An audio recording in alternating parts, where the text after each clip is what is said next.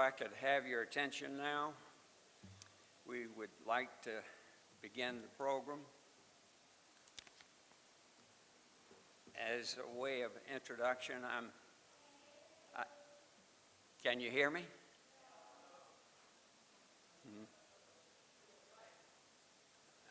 The mic is on.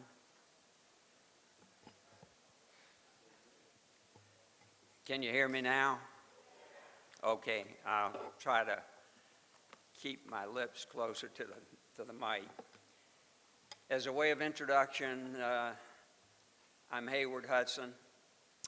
I'm a native of Summerville. I graduated from Summerville High School in 1954 and then graduated from West Point in 1958. And after that, served about 28 years in the Army. And that was in 2 tours in Vietnam and 2 in Europe, and a lot of time at the Pentagon. This is the first time that I've been on this stage in 68 years. But I feel very comfortable here because the last 2 years in high school in 1953 and 1954, I was president of the student council, and I spent a little bit of time on the stage talking to the student body. So I thank you all for coming here this afternoon. I know some of you have come from long distances in South Carolina, from Camden and Columbia and Florence and Kingstree and Beaufort, all over the state. So thank you for coming and sharing this moment with us. I know we have a mature audience here today. I want to tell you that we have some nice restrooms out here in the lobby. There's water. If you feel the need for a little fresh air, don't feel badly about getting up and going out and getting some fresh air and refreshing yourself. I personally have some health issues, and if you see me leave, I'll call on my son, who is sitting over here, Hayward III, and he's the assistant commandant for standards and discipline at the Citadel, and I have him here to maintain law and order. So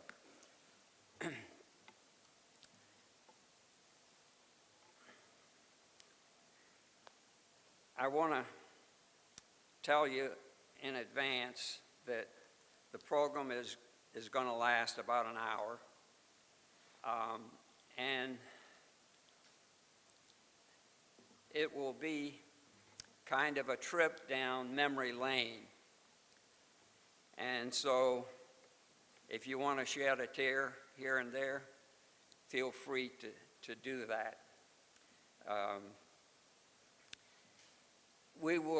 The objective here this afternoon is to honor the memory of John McKissick, his legacy, and to honor all of the teachers and administrators and staff that served in this school and helped us get a very good education. It is also dedicated to all the students who graduated from this school from 1924 on until it became an elementary school. Now,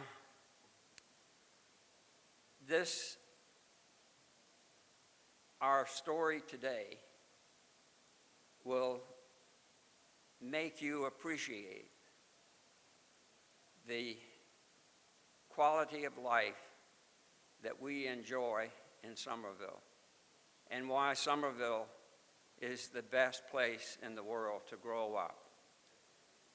Because we have a school district that can't be beaten. It's the best. And I want you to realize that and appreciate that.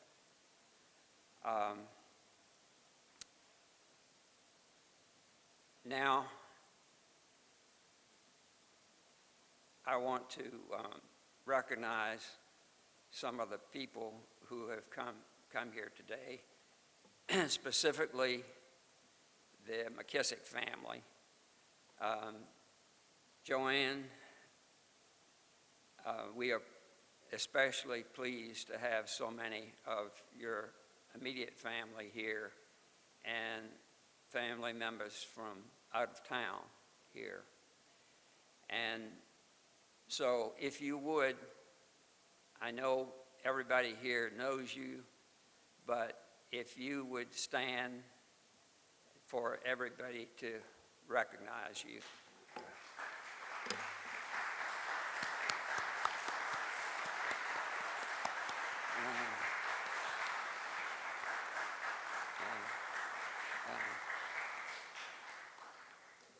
And now, if I could have the extended family members stand, would you please let us see who you are? Come on.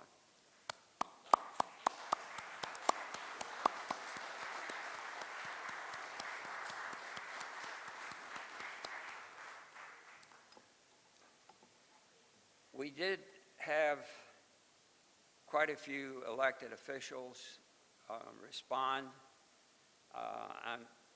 I'm not sure that they have all arrived, but anyway, I would like to recognize if Mr. Crosby, Eddie Crosby, and his wife Jenny are here. Would you please stand there?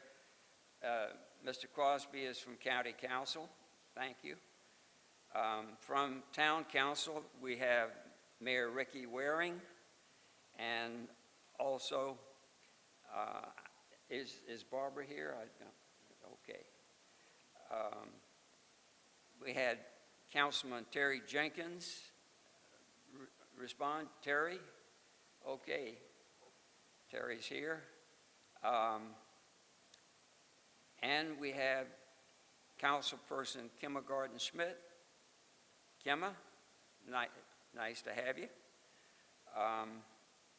From the Dorchester School District Board 2, Chairperson Gail Hughes.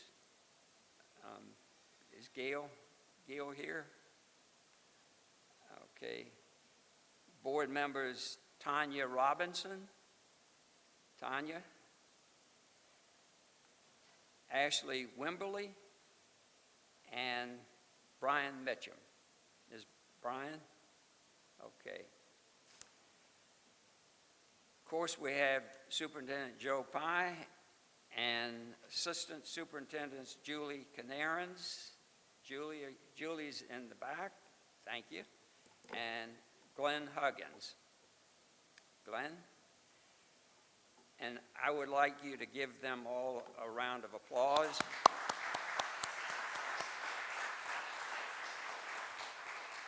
Because they are serving in very difficult times. And now I'd like to recognize some people who helped create the McKissick legacy. We have here, I know, some assistant coaches, and if Olin McCurry, Dickie Dingle, and Pinky Gerard, are you here? If you would, and you can stand, please.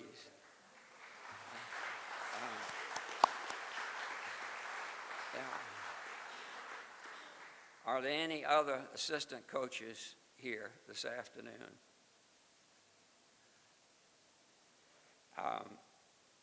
One, Bobby Miller. Bobby, are you here? Okay, please stand, Bobby. Thank you.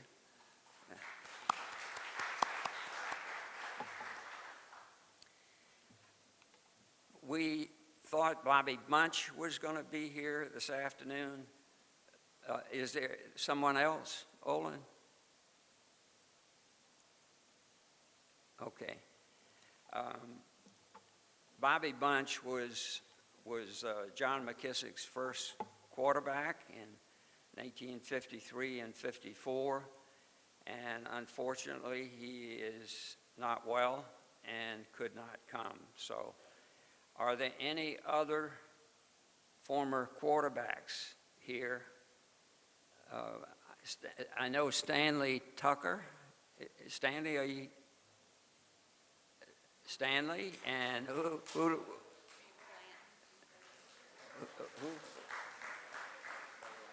Bo Blanton, yeah. Okay. Is Converse here? Converse, yeah. And who else? Johnny McKissick, okay.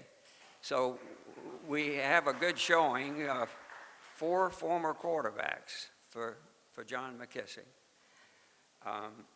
Now I would like to ask anyone else who played football or any other sport, basketball, baseball, where John McKissick was your coach.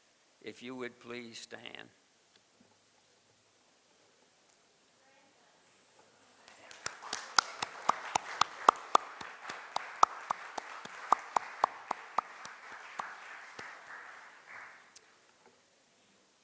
And last but not least, if you were in the marching band, or a majorette, or a cheerleader, or a homecoming queen, or a sponsor,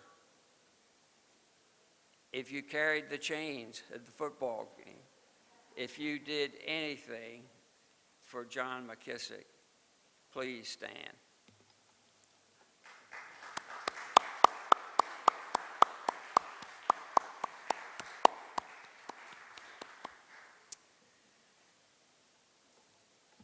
Now, lastly, I would like to have Romy Simmons stand. Romy. And I'll tell you this, Romy's brother, JL, and Romy, they were foremost fans and supporters of John McKissick. And JL attended the first game where John McKissick was the head coach. He attended the last game where John McKissick was the head coach.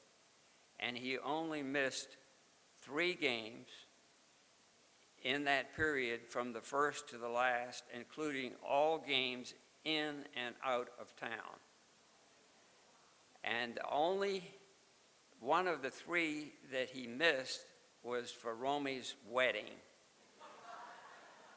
So, Joanne, you can see that John had a lot of good support through the years. So, give Romy and JL a hand.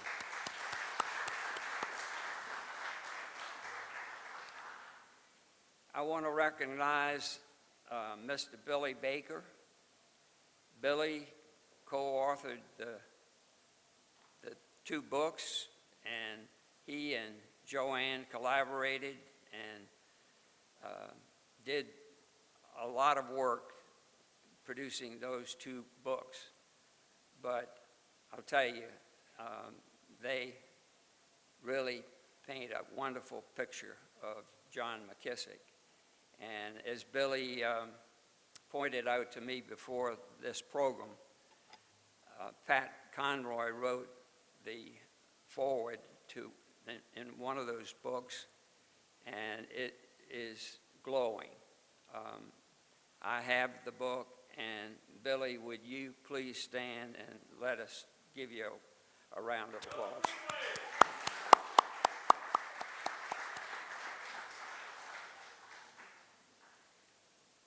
I don't want to leave anyone out here. You see 10, 11 trophies up here, and I think 10 here, but nope, yeah, 10.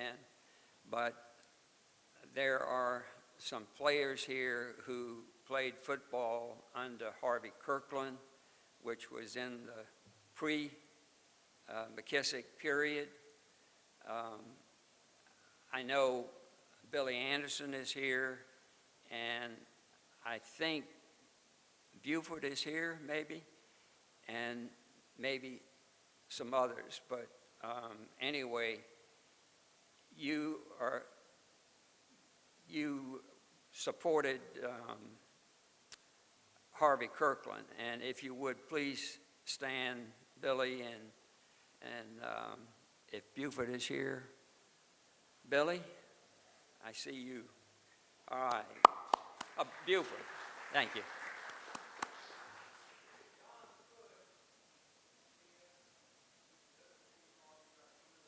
Who's here? Great, John. Yeah.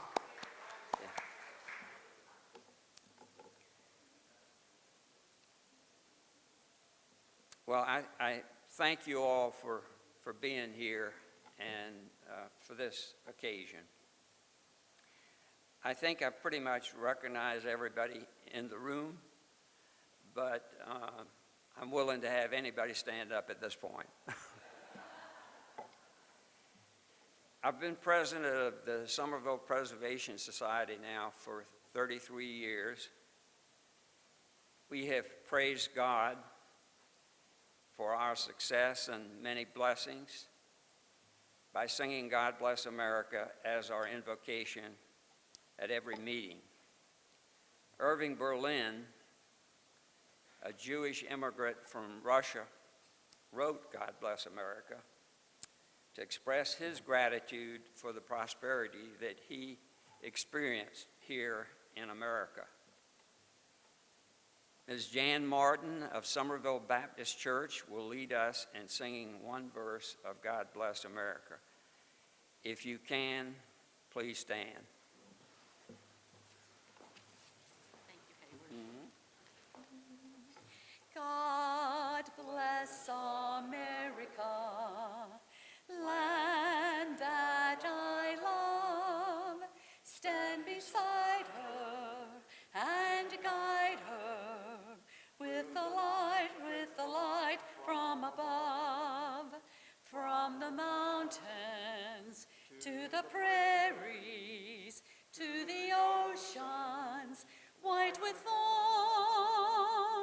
God bless America, my home, sweet home.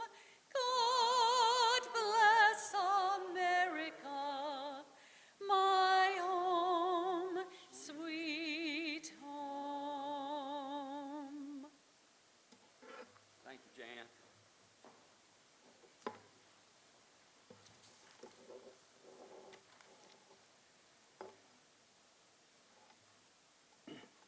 I want to thank Joe Pye, Superintendent Joe Pye, and Dorchester School District 2 for collaborating with the Summerville Preservation Society in hosting this event.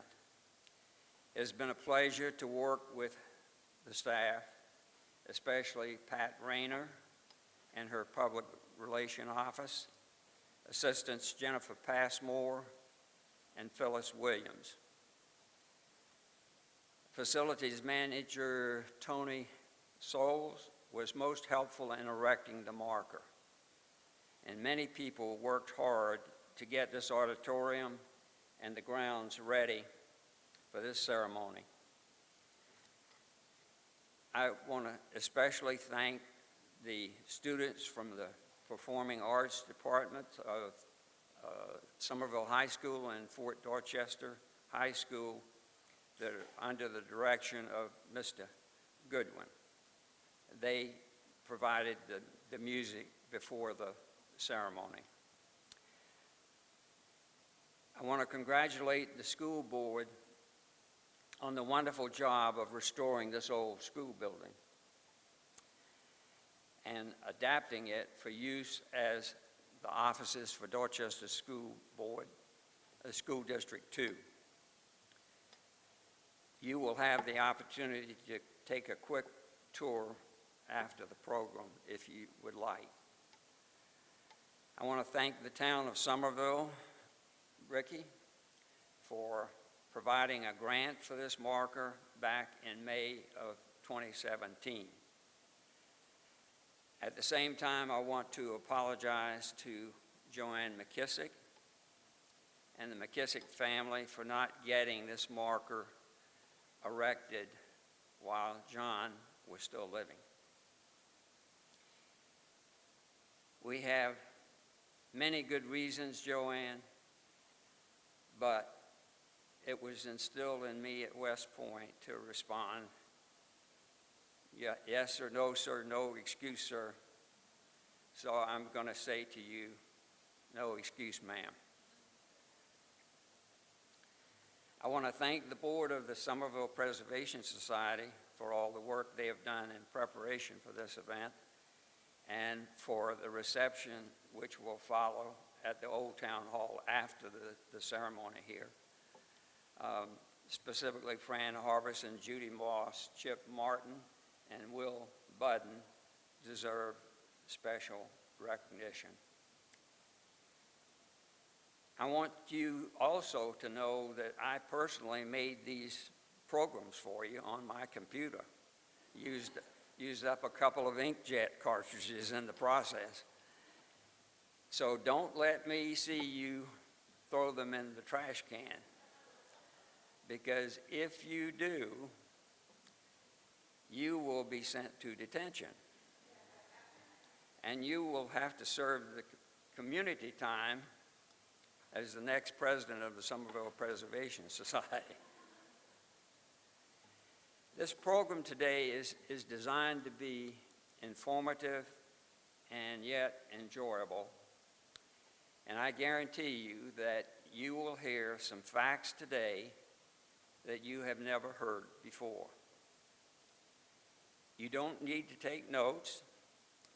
You will receive a gold addendum to your program as you leave the auditorium. Now let's begin. Turn the program over and read the short narrative for Summerville High School.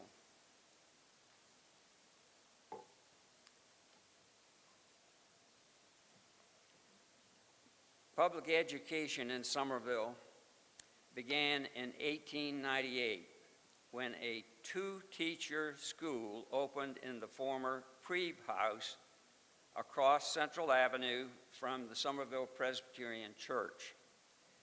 Miss Sue Miles and Mr. Canty were the first two teachers. Prior to establishment of a public school, children acquired an education in several local private schools. When the school outgrew the Priebe House, it moved into an old fire engine house where the American Legion hut now sits. In 1906, the Dorchester Free School Board purchased land on Laurel Street, where the Saul Alexander Playground is located, and built a school that was leased to the school district trustees for $100 a year. In 1907, when Mr. J.T. Coleman was superintendent, a high school with two grades, 8th and 9th, was opened in a house later occupied by James H. Spann. The house was located where St. John's Catholic Church now stands. There were 2 teachers and 16 pupils. In 1908, enrollment increased to 40 and remained between 40 and 45 until 1917. In 1908, Mr. Claude Legge became superintendent. He was replaced in 1909 by Mr. J.W. Fertig. who in turn was replaced in 1910 by Mr. George Harris Weber. A lot of turnover. The first graduation from the high school, then a three-year school, was in 1910 with 4 graduates: Ruth Myler, Jenny Woodruff, H.L. Bailey Jr., and C.C. Lewis. In 1912, the Dorchester Free School Board sold the Summerville Graded School, which housed grades 1 through 11, both elementary and high schools, to the trustees. During Mr. Weber's tenure, the high school became a member of the Southern Association of Colleges and Secondary Schools and held this membership continuously. Summerville High School is one of the oldest accredited high schools in South Carolina. In 1919, there was a high school enrollment of 86, with 1 part-time and 2 full-time teachers. Mr. Weber remained head of schools until 1919, when Mr. James H. Spann became superintendent and served until 1946, a period of 27 years. Mr. Spann remains the longest-serving superintendent of schools. You got a little way to go, Joe. In 1924, a separate high school was built and the Laurel Street School reverted to strictly an elementary school. Summerville High School opened in March 1925, and subsequently, the first graduation ceremony took place here in this auditorium. The 1924 graduation ceremony took place at the Arcade Theater on Town Square. My mother was in the first class to graduate from this high school. My 2 sisters graduated from Summerville High School, as I did, and my niece and nephew also graduated from Summerville High School. In 1927, Jedburgh School District was consolidated with the Summerville District. In 1937, the 7th grade was moved to the high school building and a new junior high school formed. During the period of the Work Projects Administration, additions and improvements were made to the school, such as a 6-room addition to the high school, a gymnasium, and an athletic field. This was the beginning of our great athletic interest and emphasis on teamwork. In 1946, Mr. Francis Marion Kirk became superintendent of schools and served until 1956. Mr. Kirk was a descendant of the same Marion family as Revolutionary War hero Francis Marion and had a similar stature. In 1948, a 12th grade was added to the high school. In 1969, a new high school was opened on Boone Hill Road to meet the needs of a growing student population. This old high school, circa 1924, became an elementary school for 4th and 5th graders from adjacent Summerville and Spann elementary schools. It was renamed Rawlings Elementary School in memory of the first principal of Summerville High School and social studies teacher Richmond Hobson Rawlings. He was superintendent when he was 26 years old.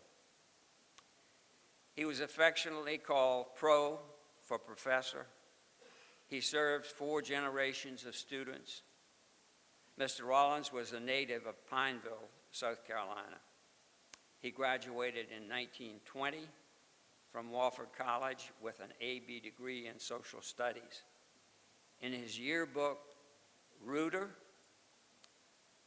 his nickname, who was a cheerleader at Wofford, is described as sincere and reliable. It states that he, quote, has won the respect and admiration of the faculty by study and love of his classmates by his true geniality.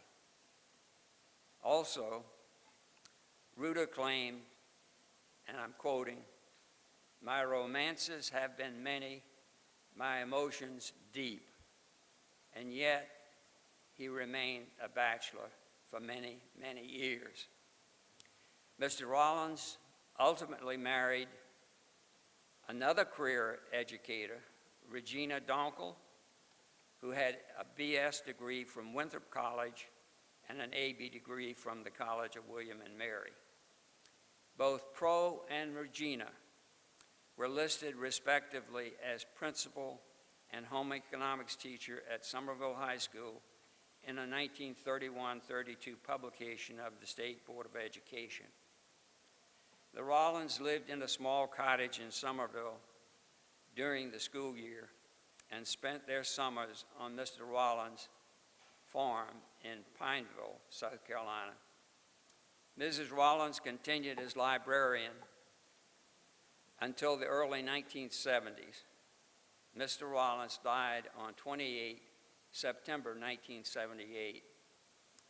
In 1997, Rollins Elementary School became Rollins School of the Arts. In 2020, the old Summerville High School, this building, circa 1924, underwent extensive restoration, and in 2021 became the administrative offices for Dorchester School District Two. I want to tell you one final little story, personal experience. At the beginning of our American history class one day, and Mr. Rollins' room was at the far end of this hall and on the front side of the building.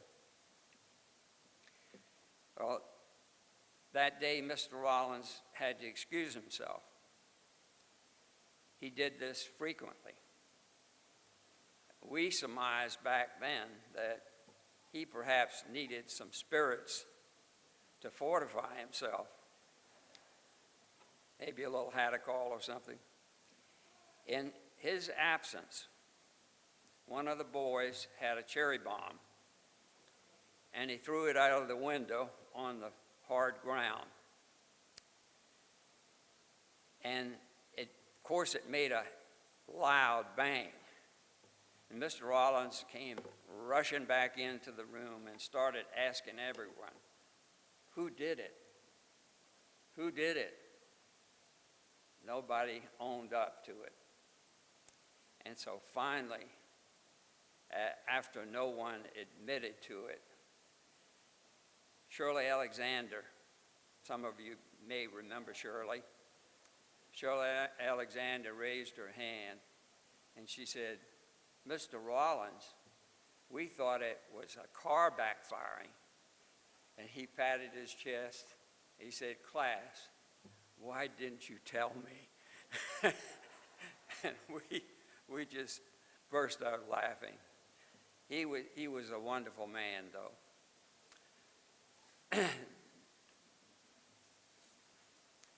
Now I want to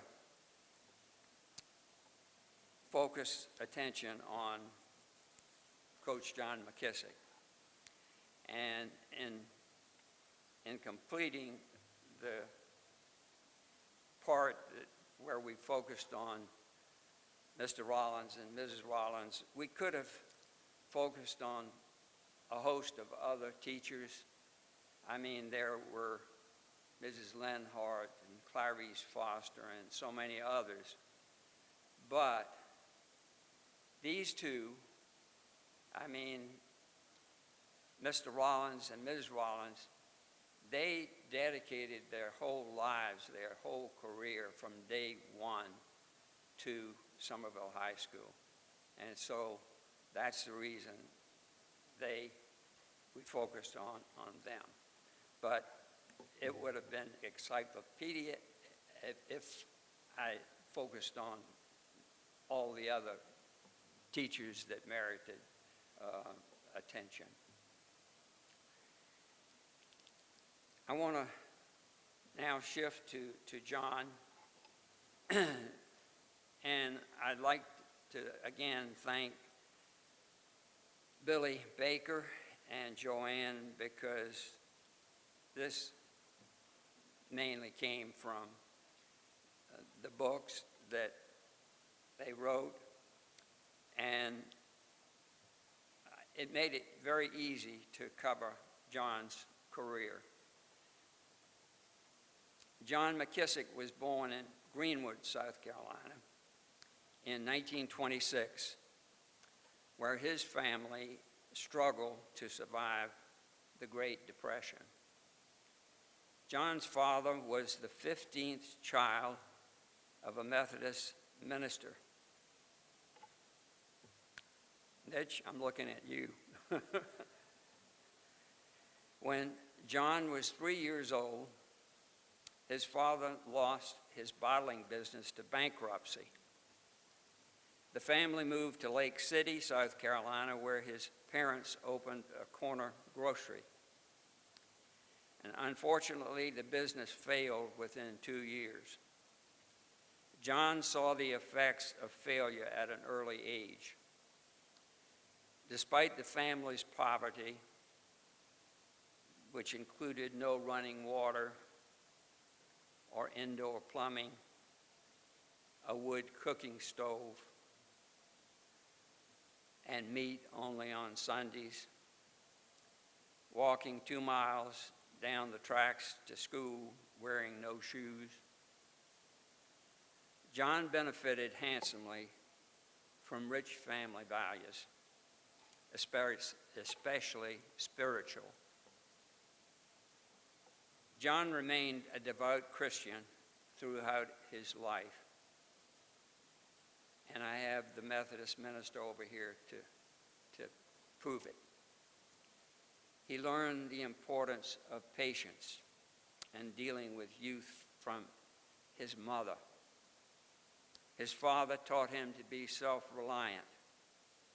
He learned the concept of teamwork firsthand by working with his brothers to accomplish family chores. His we approach would later be applied to football and would lead his teams to victory repeatedly. In 1940, John's parents built a house in Kingstree, South Carolina, where he attended Kingstree High School. He lettered in football, basketball, baseball, and boxing. He was also senior class president and on the student council. During World War II, he served with the 82nd Airborne Division. And afterwards, he attended Brevard College, where he received an Associate in Arts degree in 1949. He graduated from Presbyterian College in 1951 and received a BA degree in economics. He lettered in football, baseball, and wrestling at PC. And then John McKissick's first job after college was as a teacher and coach of a 6-man football team in Clarkton, North Carolina. In 1952, John married Joanne Carter of Kingstree, South Carolina, and became head football coach at Summerville High School. In 1954, Coach McKissick served as an assistant coach in the All-State football game in Columbia, known as the North-South All-Star Game. In 1954, he was also named Young Man of the Year by the Summerville JCs. In 1955, he served as an assistant coach in the Shrine Bowl game in Charlotte, North Carolina. In 1956, he returned to the All-Star football game as head coach, and his South team won 14-7. In 1960, he returned to the Shrine Bowl game as head coach, and his South Carolina team won 19-3. He was presented a service award by the Shrine Bowl of the Carolinas in 1982 for his many years of service on the Player of the Game Selection Committee, which he continued to do through 1990.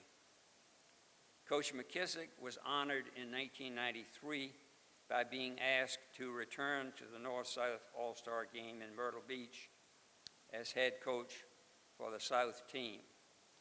Having a head coach repeat this honor was a first in the history of the game. Coach McKissick was a member of Bethany United Methodist Church, where he served on the administrative board for many years.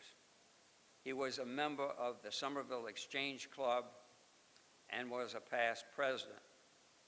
He was an active member of the South Carolina Coaches Association and served as its president in 1964 and as a lower state director.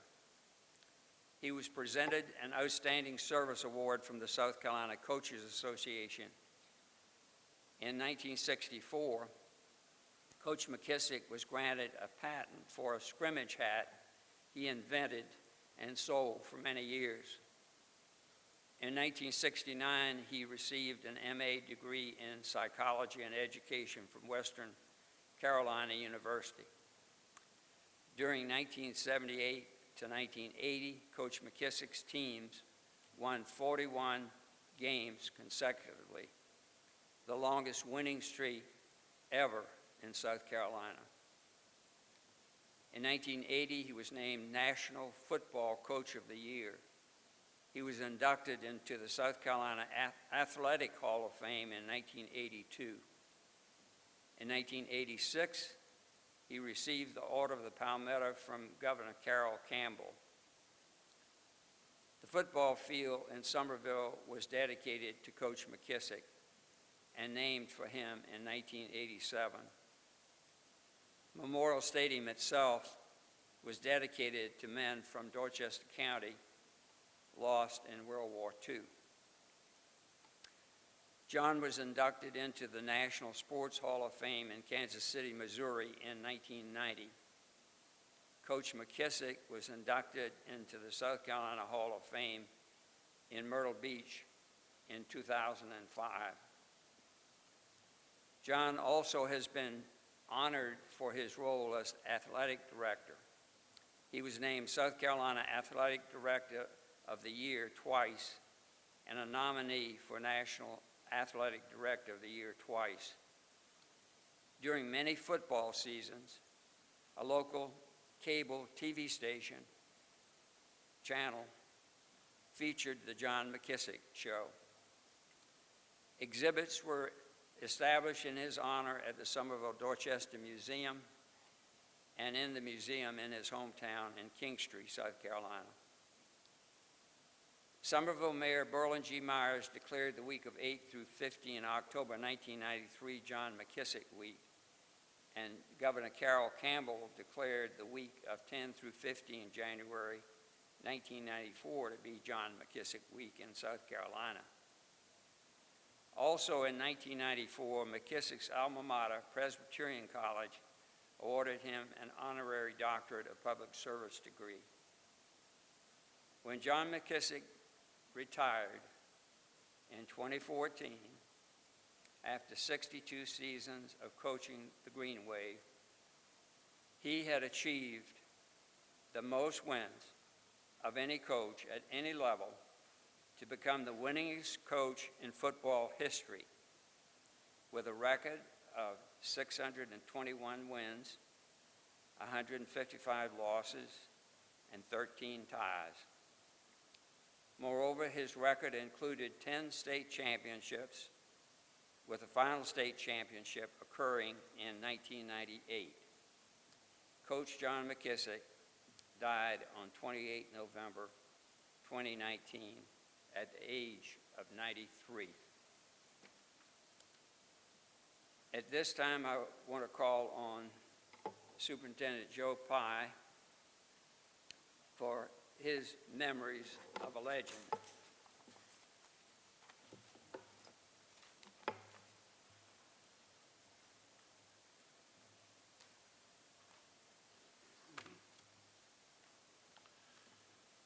behalf of Dorchester School District Two, our school board, and all of our 3,800 employees, is the largest employer in Dorchester County. I'm very proud to be the superintendent of Dorchester Two, and to be here today to welcome each of you. Many of you have come many miles, and many of you have years and years history with this school district, most particular Summerville High School. But it's such a pleasure to be here and to honor history, because I came to Summerville in 1973 because it was the place to be. I'd been in education 3 years in Charleston, and all I heard from friends and people that I met, that this was the place to be. If you wanted to raise a family, you wanted to enjoy being a teacher, you wanted to actually see who your superintendent was, because he probably would visit your class often. And Mr. DeVos was the superintendent at that time, and I will tell you there was no week, the 3 years I served as teacher in this school, that he did not visit my classroom at least once a week. But the only other person to visit my classroom of greater importance than Mr. DeVos or the principal, Gene Limehouse, was Coach McKissick. And I remember one day in particular, I'm teaching away, and there's a man standing in the doorway. And I looked at him and I said, "Sir, can I help you?" He says, "Are you Joe Pye?" I said, "Yes, sir." "And who might you be?" That's what I'm asking. He looked at me in horror, like, "You don't know?" And I've been there a year, and he says, "I'm Coach McKissick." I said, "Well, welcome to our class. Come on in, Coach." And then I could tell who he was once he got in the classroom out of the dark hallway. And he says, right in front of all the kids, many of them would end up being football stars for him. That was the class I had with Perry Kuda and Bo Reeves, and I had quite a crew of football players in that one classroom. And so he said, "I want to know, what is that contraption out on the football field?" I said, "Excuse me? What do you mean contraption?" He says, "There's something out there, that a building, and I've traced it down, and I understand you are responsible for putting it out there. I'm the athletic director at Summerville High School, and nothing is put in that stadium that I don't approve of. And I don't recall you coming to speak to me about what you're doing." And I'm going, "Well, I didn't know I had to get permission from you. I'm sorry, I wasn't planned that way. I just went to the principal and told him we were going to build a greenhouse. We're raising our plants." I was a science teacher. "We were going to have Mother's Day plants for the mothers in May." And he said, "Okay." He said, "But I need you to move it. We're getting ready to have spring practice, and I don't want that stuff out there. I don't know how long it'll take you to get it out there, but if you would please move it, and if you have any keys to the stadium, if you would return it, I would greatly appreciate it." So I'm kicked out of the stadium, but I had no more. He just walked out of the room, and I know he couldn't get 10 steps out of the door. He comes back and said, "Just go ahead and give the plants to the parents, to the mothers, and you can take it down after Mother's Day." I was so pleased. I was like, I almost had a heart attack. Then I realized that nice side of him, and our paths only crossed outside of a couple of meetings at the district level over many, many years when I was assistant. I wasn't even the assistant superintendent. I was in personnel, and I was asked to go to the National School Board Association meeting, and that there were 2 or 3 board members going, and they needed a chaperone. And this was the then assistant superintendent, and he said, "I need you to take my place. We'll make all the arrangements for the flight, like 3 days' notice." So my wife and I went to, I think it was San Francisco or San Diego, San Francisco. And of course, Mrs. Howard was our chairman of the board then, and I think she was very busy with duties that she had. The rest of us were there. We were board stiff. We attended a couple of meetings that just wasn't getting in with us. So Coach said, "Maybe we ought to just take a ride out and see the scenery." So we planned the next day to take the entire day and tour where we could. Well, nothing doing, we had to ride down US 1, stopping at Pebble Beach where Coach left his hat. Remember, we had to go back and get the hat. He bought a new hat, and we left that hat, and they sent it to us through the mail. It was a lot of issues with that trip, and we had the most fun looking at the seals. We were all kind of scared of them. We enjoyed looking at them, but nobody dared get close to them. and we had the most fun. We had so much fun eating and talking, Miss McKissick and Coach McKissick and my wife and I, and I'm doing the driving, which was probably the biggest mistake, and we ended up way, way down there. We were way from San Francisco, and I had forgotten how many hours it took us to go down US 1 to get where we were. So we were in desperate need. Can we find an interstate to get back? Well, we did a little bit of both. We arrived back in San Francisco. It was at least 11:30 or 12 o'clock. I'm going to tell you now, Miss McKissick doesn't do 12 o'clock. I'm going to tell you that now. She doesn't do it. My wife doesn't do it. Coach felt sorry for me. He really did. They were all trying to give me directions. I could see the food hotel. I could see the name of it. But everything was one-way streets, and I didn't know how to navigate to get back to the food thing. There was no navigation system, no anything. So finally, with everybody's, we were getting a little tense in the car. And so Coach McKissick worked with Miss McKissick, and I tried to work with my wife. We were losing, but we were desperately trying to buy some time. So finally, he suggested, and I jumped right on it, all I need was permission. We're going up the one-way street. Do you see any cars? I don't see any cars. We'll look. We see a car. We'll pull over to the side. We gotta go. So we did. We went one way, all the way in the direction of following the signs. You remember this, Miss McKissick? We got there safely, but I know she said to him when she got the car, this is not going to ever happen again. Do you understand?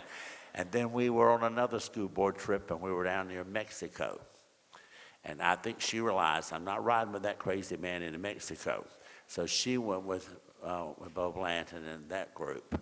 They're the ones that got lost, I believe. They got lost, not my van, their van. And of course, it was a scary place, and everybody was trying to sell their merchandise and get in the cars with us and stuff. And that was quite an experience that we all had there. But what great relationship building. And little did I know, you know, my relationship would be in the years to come. By that time, I was the superintendent in that trip.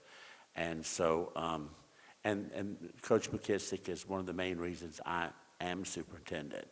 He was a very big advocate for me, and as was Ms. McKissick. She was on the board that hired me as superintendent, offered me a job, and I was not allowed to say no. I didn't even apply for this job. They called me in and said, it's yours, and I don't want it, but you're going to do it. And I had 6 weeks training to do as assistant superintendent, K-12, by myself. And that was awesome when I never had any experience past the 8th grade. So you ought to see me deal with high school teachers. But I did begin my teaching career in this very building. Took my class to many programs in this auditorium. As we renovated the place, we tried to keep as much old as we could, by the same time updating what we just had to do. To make this probably, as the architect and the engineers have told me, was probably one of the poorest structures for a hurricane and for an earthquake, to now they rate it probably the best building in Dorchester Two. So it's been shored up. The old girl's well built.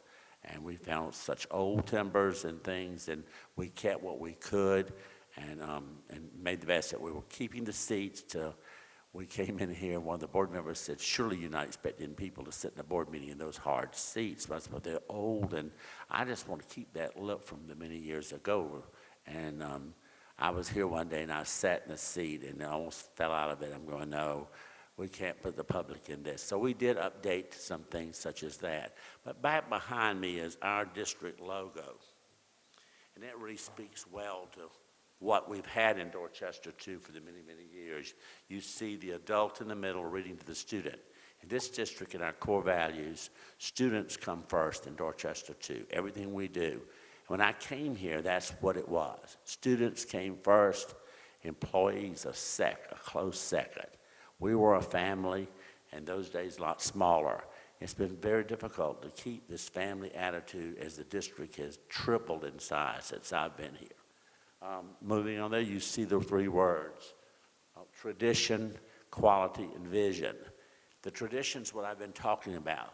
Coach McKissick, Mrs. McKissick, all those folks that were named out here, especially Mr. McCurry, those of you who worked in the school level, you built the school district. You made it to what it is. And I got to enjoy that. But I'm under great pressure to try, how do I extend that? How do I make sure that someone passes the baton of history to people who yet to follow?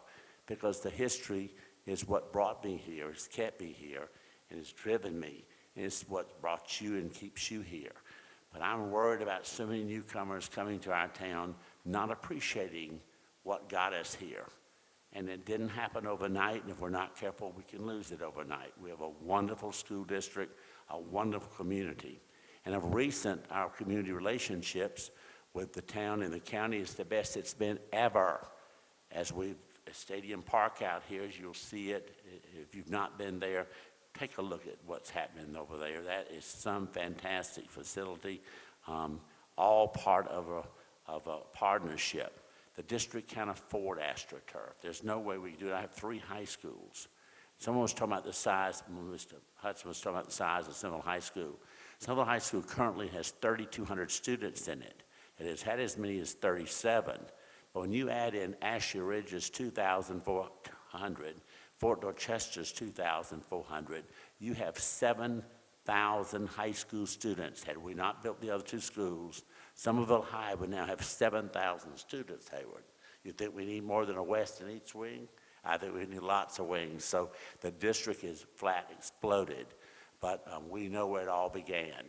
And then we have the quality. People like the McKissicks and you folks, as I said, you made the district and carried that tradition forward. You've given us the recipe for success and built the foundation. And then, of course, we have the vision. The vision is always to be a world-class school system. I say that begrudgingly. I want to be world-class for Summerville. I don't want to be world-class to the point that people from everywhere else want to come here, because too often they come with great high expectations and they bring nothing, and they sap you dry with the things that they bring. I want the people who've earned it and made it what it is and have been part of it. You have ownership here. This is your school district. This is your community. This is our community. Yes, we want to welcome as many people who want to be here, but we want them to appreciate the type of place we have and what we offer for families, for their children. And I want them to understand the history, the great history that Hayward mentioned today about former superintendents and how the school developed.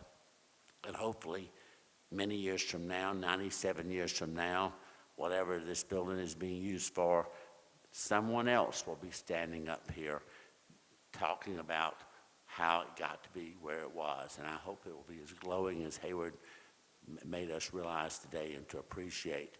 I want to welcome especially the McKissick family. Thank you so much for being here. Coach was a special person for me, a loyal supporter. I have lots of coaches I've worked with. That man came to my office every single day to speak to me. Not one time did he ask for anything, not one time. And people I know think that's not true. He did not come asking. He did not come telling.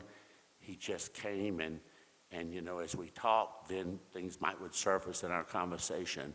But it was never about him and you owe me or I deserve to have. It was never that way. He really basically felt sorry for me, I think. It was like, I know you're drowning, and because he would say, how can I help you? I said, Coach, just don't let them beat me up when I come over to Summerville High School. They give me a rough time over that place, so you're going to have to help me soften that. Well, they just don't understand it. None of them could do your job. That's why you in here doing it. He would build me up and make me feel so good as he does the boys down through the years he had on his teams. He is truly was a coach. I mean, he was one that practiced coaching at every level.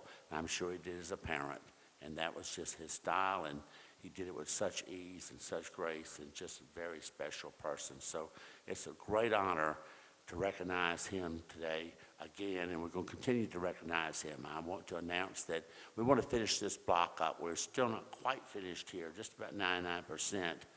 But the little house, so that was our fine arts house, the little white house right by the marker was Gate, Fine Arts and Gate. We are now working with SMEG. We're going to turn that into a Summerville alumni house, in which we're going to put the memorabilia from everything we can find. And right now, 95% of that is Coach John McKissick stuff. So, Miss McKissick, I got to have your support on trying to determine how that looks. We're going to have someone design how we want to have the glass cases and things where things are protected. It will be locked. It will be supervised where it's open like days of football games, maybe 2 or 3 days a week, so people who are in town can come and visit and maybe show their kids the various things of the high school that they went to, and more importantly, the football players and coaches to talk about what went on in those days during their times. It'll be in pictures and all that you have captured, things that you have saved. If you will share any of that with us, we'd be so thankful, and we'd be a great gatekeeper for it. I trust you. So it'll be behind lock and key. It'll be air conditioned and heated to the point that we will not have moisture issues. It's going to be done right, and that's why it's taken so long to get to this point to be able to share how we're going to use that. And that was the district office that Coach started in, and that's where I started. Coach McCurry, that's where you are, and we want to keep it that way. It's a historic building too, and I want to have the older district office and the newest one on the same premises. Again, that history with the stadium in between, so this whole block becomes very special, and we are the showcase in town. I know Mayor Johnson, former Mayor Johnson, is here, and he called me one day. He had to be in a bad mood. I know I was. I didn't talk to him. He talked to my secretary. He said, "You tell Joe Pye I want him to clean that dump out front in this school. It's disgraceful, that park out there." So it was disgraceful, but I knew we were doing all this. We were worried that, first of all, I'll be honest with you, we didn't know it was our property. We had not verified that. We had assumed it was, and it is, but we didn't know for sure at that time. So we just didn't comment on it. We said, get to it. So I asked him when he came in, what do you think about it? Doesn't it look wonderful? Does not look the way it should look? So I'm going to tell the current mayor, you need to get your department, get going now. I'm the showcase on this end. They got to get the other end looking like this end, okay? So we're very proud to be able to be a part of the beauty of Summerville with the pines and azaleas. So with all that said, again, I'd really like to thank you for being here, and hopefully you'll continue to watch and hear wonderful things happening in Dorchester 2 as a school district, but also how we're preserving the past as we look forward to the future. Thank you.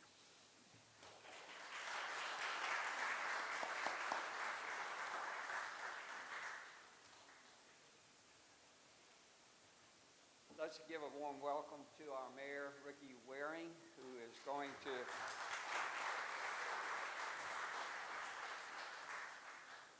Ricky spent some special moments with John McKissick in his final days and weeks. Thank you all, and does everybody hear me? I'm glad to be here, and like Joe said, we welcome everybody that's here. Thank you for coming, especially for those of y'all that had to travel. Coach McKissick and I go back a long ways. I mean, I'm 73 years old, so you know that tells you how long I've known him, and I respected him for all those 73 years. He and I didn't see eye to eye a lot of times when I was in school because I wasn't the best student in school. But I'll tell you a quick story about myself and Coach McKissick before I get into the final minutes I had with him. I drove a school bus for him, and Hayward asked about all the different things that people did for Coach McKissick, you know, but I drove a school bus for him, and we didn't have many school bus drivers back then. But anyway, they paid $35 a month, and that was a lot of money back then. It made my car payment. And during that time, I got a reckless driving ticket, and that was a serious ticket. It still is. Well, my granddaddy, he was a former mayor of Summerville and a pretty strict guy. Not mean.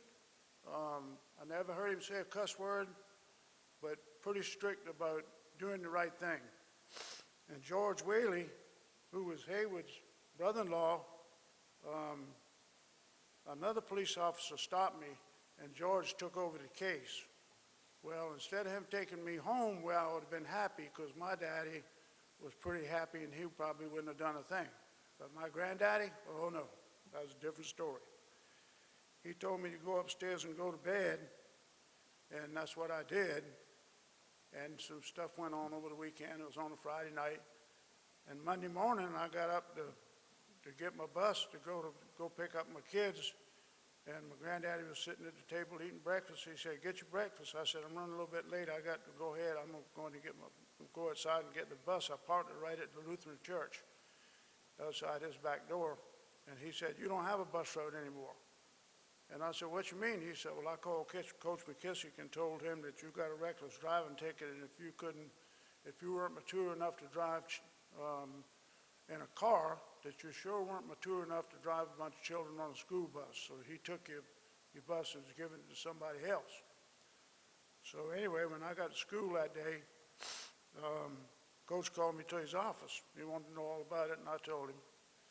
He said, "Well, your granddaddy wants me to keep your license so you don't have a bus driver's license anymore." But he said, "I'll tell you what I'm going to do." This is the type of guy he was. My granddaddy told him he didn't want me to ever drive a bus again, and I think I was in the 11th grade. And he said, "But you keep your plate clean for 90 days or whatever he said. He said, I'll give you your license back." And that's what he did. You know, I didn't get in any kind of trouble for 90 days or whatever he did, and he called me back in his office, and he said, "Okay, here's your license, and I'm going to give you your same route." And I said, "Well, how'd you work that out?" He said, "I just got a substitute to drive your bus for 90 days. He said, "Because I knew you could behave yourself if you wanted to." And from that day forward, he and I became friends. And then, wasn't long after I got out of school, I got in the fire department and became fire chief. And we started seeing more of one another with inspections into school and different things I had to do, working with the school district. And Coach and I became good friends.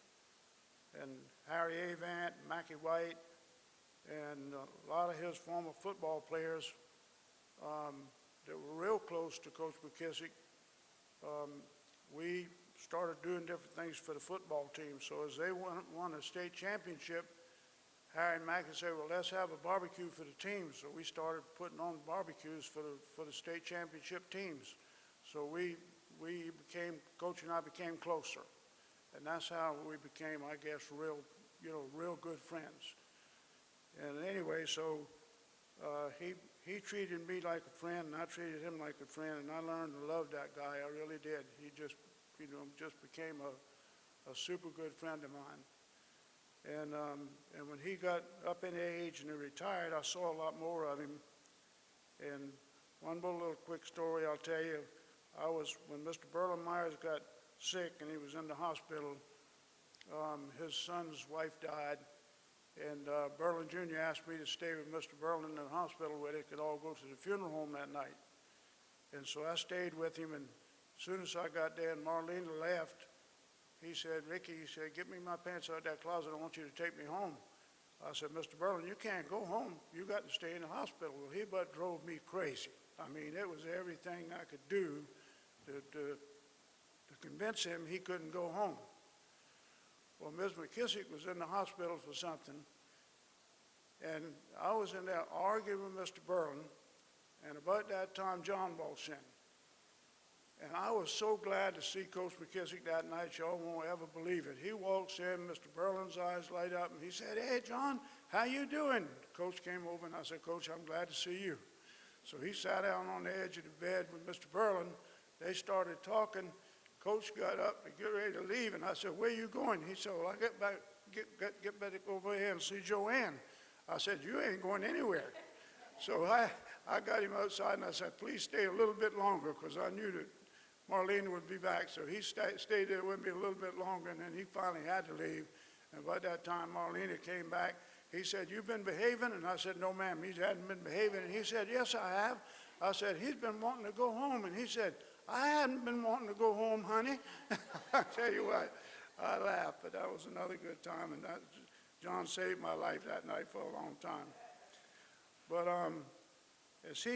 when Coach got sick, and I decided to run for mayor, and he was supporting me big time. He'd been out to lunch with Stanley and I and a few of us several times, and he was supporting me as much as he could. And then I heard that he wasn't doing good at all. So I called Stanley and I said, Stanley, I said, you think you could call Ms. McKissick and see if we could go see Coach? And he said, yeah. So he called and she said, yeah, y'all come see him. So Stanley and I went to see him, and he was in his bedroom, and Stanley sat on one side of the bed and I sat on the other. And he was in a great mood, and he grabbed me by my arm and he said, I'd already got elected. The election was the first Tuesday in November, and this was the week before Thanksgiving. And actually the Monday before Thanksgiving, as well as I remember. And I asked Cindy earlier if that's when it was, and she said, yeah. And he held my hand, gripped me tight, and he said, Ricky, he said, listen, he said, you've loved this town your whole career.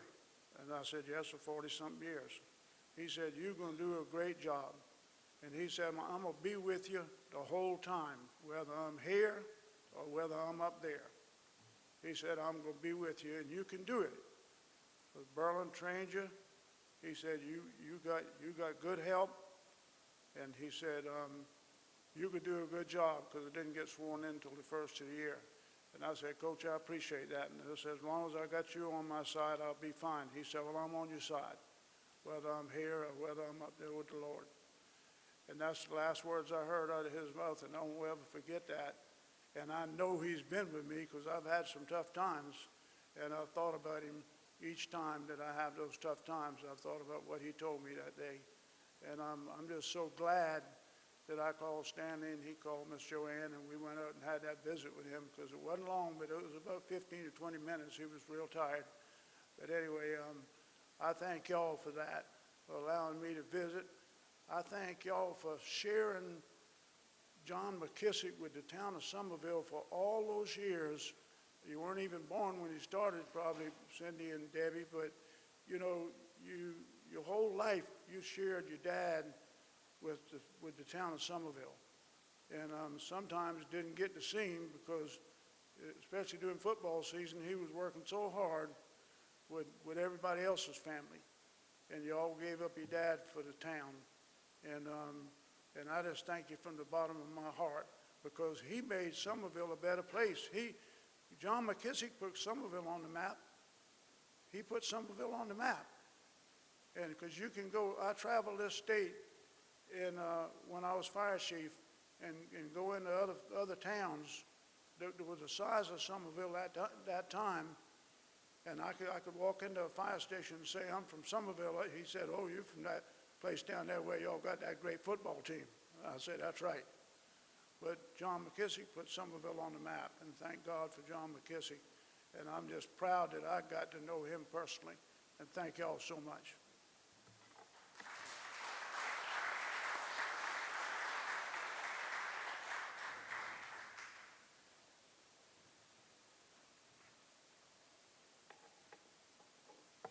We're fortunate to have John McKissick's minister, a minister from Bethany United Methodist Church, who conducted his funeral service here, to give the benediction and the blessing for the marker. Mitch Houston. Now, Hayward, I'm just going to take two things of personal privilege. You've thanked a lot of people. I think this group needs to thank you for what you've done to make this day possible.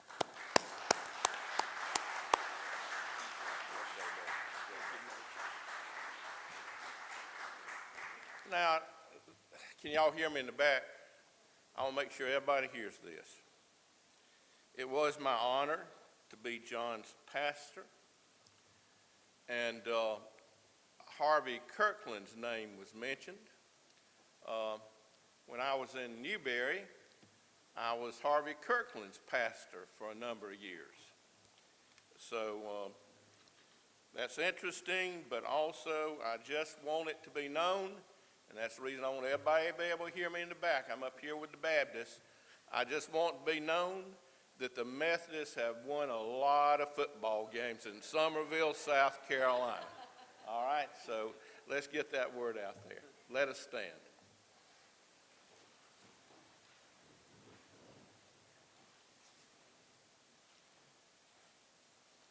Gracious God, it's good to remember.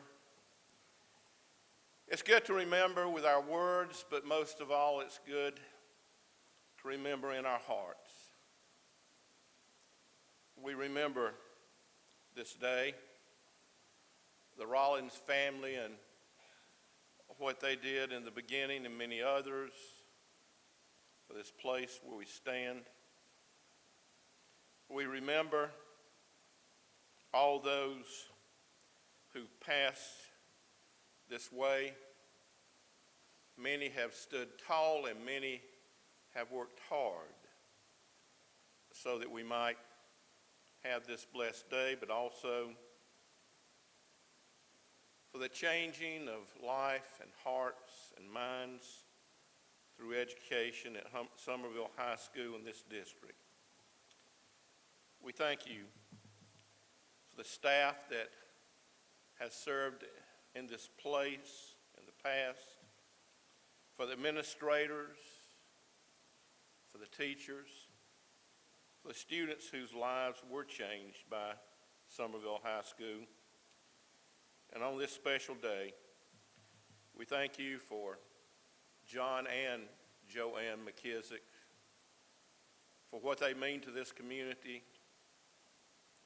We thank you that John's legacy lives on, and his spirit and his witness is forever with us. So we dedicate this plaque to his memory, but we know that in some way his spirit lives on. In the name of the Father, and the Son, and the Holy Spirit, amen. Thank you, Mitch. Thank you, Hayward. We have one last bit. If you would please continue to stand. Jalen Walworth, a senior at Summerville High School, was supposed to lead us in the alma mater, but she is sick, and another student from Summerville High School, McKenna Wexler, has stepped forward to take her place, and McKenna also sings the alma mater frequently before school begins, as Jalen Walworth does. So, McKenna, would you step forward, and if you would all turn your green program over to the bottom of the page, you'll see the words of the alma mater taken from the 1953 yearbook. And of course, John McKissick and Joanne came here as newlyweds, and this is the alma mater that they sang and we sang at our football games and assemblies. So would you please join our McKenna in singing the alma mater? And before we do that, I want to remind you that we have a wonderful reception for you over at the Old Town Hall on West Carolina Avenue. It is catered, and you're going to be in store for some good food, and so don't miss it. Now, Joe has invited you to look at the building and the field and so forth, but don't spend too much time doing that, because you'll miss out on the reception, and I want you to all come over there. It's the oldest public building still standing in Summerville. So please look over the campus quickly and then come on over. Use the little map to guide you over there. And now I'll ask McKenna to step forward to lead us. Underneath the stately pine tree and the sky so blue,